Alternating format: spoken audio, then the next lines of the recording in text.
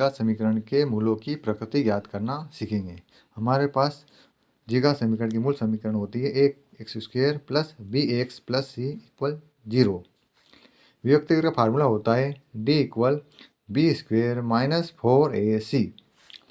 d की value निकालते हैं। अगर d की वैल्यू 0 से अधिक होती है तो दो भिन्न वास्तविक मूल प्राप्त होते हैं।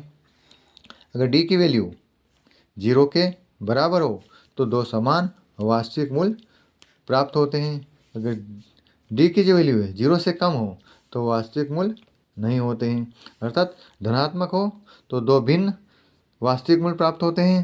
अगर 0 हो तो समान वास्तविक मूल प्राप्त होते हैं और ऋणात्मक हो तो वहाँ वास्तविक मूल प्राप्त नहीं होते। अगर ये दोनों स्थिति होती है तो हमें मूल ज्ञात करने होते हैं। उसके लिए formula x equal minus B plus minus √b² minus 4ac upon 2 लगाते हैं, या x² या x equal minus B plus minus b² minus 4ac की वैल्यू रख दी d अंडर रूट के अंदर अपॉन 2। इस दोनों फार्मूले के द्वारा हम मूल ज्ञात कर सकते हैं। अब हमारे पास एक प्रश्न दिया हुआ है, द्विघात समीकरण के मूलों की प्रकृति ज्ञात करना। समीकरण दी हुई है 2x² minus 3x plus 5 equal 0।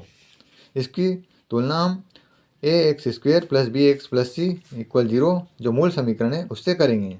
यहाँ पर a इक्वल 2 दिया हुआ है, b इक्वल माइनस 3 दिया हुआ है, c इक्वल 5 दिया हुआ है। अपन वैल्यू रख ली, a की जगह 2, b की जगह माइनस 3 और c की जगह 5 रख दी। अब इसके आगे हम देखते हैं कि जो फार्मूला होता है d equal b² minus 4a, इसमें वैल्यू पुट कर देंगे। तो b की जगह हमने माइनस 3 ऊपर इस ब्रैकेट के अंदर रख दिया, ऊपर स्क्वायर लगा दिया, माइनस ऐसा कैसा 4 ऐसा कैसा। a की वैल्यू हमारे पास है 2 तो 2 रख दी। c की वैल्यू हमारे पास प्राप्त हुई 5 तो हमने ऐसा कैसा 5 रख दिया। माइनस 3 को 2 टाइम लिख के मल्टीप्लाई करते हैं तो 3 3 जा 9 आता है, हमने ऐसा कैसा लिख दिया। माइनस ऐसा कैसा लगा दिया। 4 मल्टीप्लाई करेंगे तीनों का, 4 2 जा 8, 8 5 जा 40, 40 हमने ऐसे कैसे लिख दिए। अब हम देखते हैं कि ये प्लस का है और ये माइनस का है, अर्थात माइनस होगा। 40 में से 9 जाएंगे तो हमारे पास 31 प्राप्त होंगे। क्योंकि बड़ी संख्या माइनस की है इसलिए हमने माइनस ऐसा कैसा लगा दिया।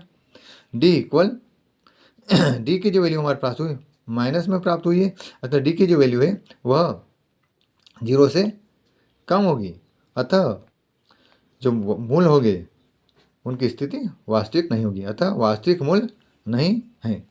अगर ये d की जो वैल्यू है अगर 31 होते प्लस माइनस नहीं होता तो यह मूल वास्तविक तथा भिन्न प्राप्त होते हैं, मतलब दो भिन्न मूल प्राप्त होते। अगर d की वैल्यू 0 के बराबर आ जाती है तो दो समान वास्तविक मूल प्राप्त है। ये 3 स्थितियां मूलों की बनती है, लेकिन हमारे पास यहाँ उत्तर में वास्तविक मूल प्राप्त नहीं होते हैं, अतः आगे हल नहीं होगा। धन्यवाद।